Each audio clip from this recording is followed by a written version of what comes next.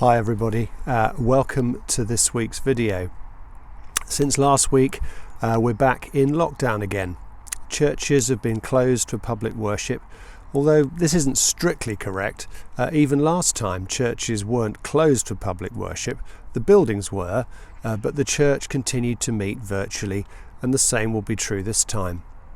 During the first lockdown, despite our reservations, we cooperated with government regulations. They were the law, and bishops can hardly advocate civil disobedience. This time, you may have seen a letter endorsed by all the bishops, strongly protesting the closure of church buildings for communal worship. We were joined in this by friends from other faiths. In the first lockdown, much was unclear about how the virus spread, and it was sensible to take the precautions we did. What seems clear is that the regulations for places of worship now are not backed by scientific evidence at all. This is simply a writing off of the deeply held beliefs and practices of a sizable part of the population as just another leisure activity. Our acts of service to the wider community are motivated and energised by the practice of our faith. In the last lockdown, 76% of people of faith volunteered, as opposed to less than 50% in the wider population. There's ample evidence that following Jesus is good for your mental health, good for your soul, and energises civic service. Receiving the sacraments is not a leisure activity, it's how we're sustained in our spiritual journey. Their effects are transformative. In the last lockdown, I fasted from communion while it was not available to everyone else. I was really feeling its lack by the end of it. Our worship is a communal good. It's not something focused in on ourselves, but open to all. The wider community will really feel the loss of Remembrance Sunday commemorations. In a Christmas without carols, crib services, Christingles and midnight communion will not just have adverse effects on Christians, but on the many people whose faith is less clear, whom we warmly welcome year by year.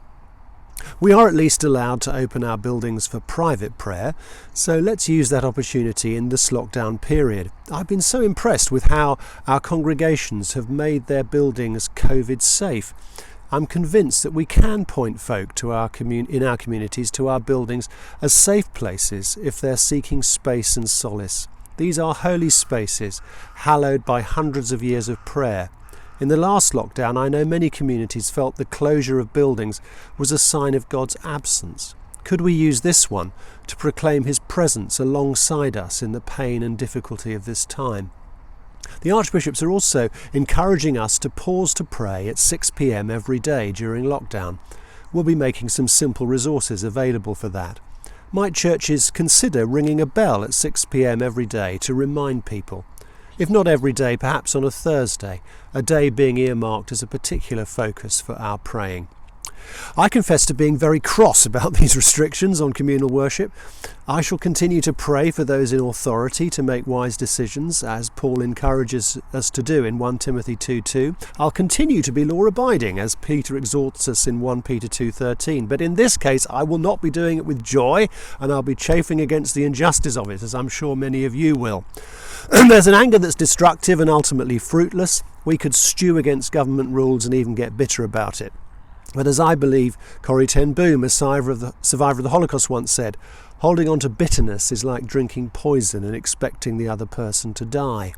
Our passions, rightly challenged, are a good thing. They can stir us out of complacency and into action for justice in a way that mere rational argument fails to do.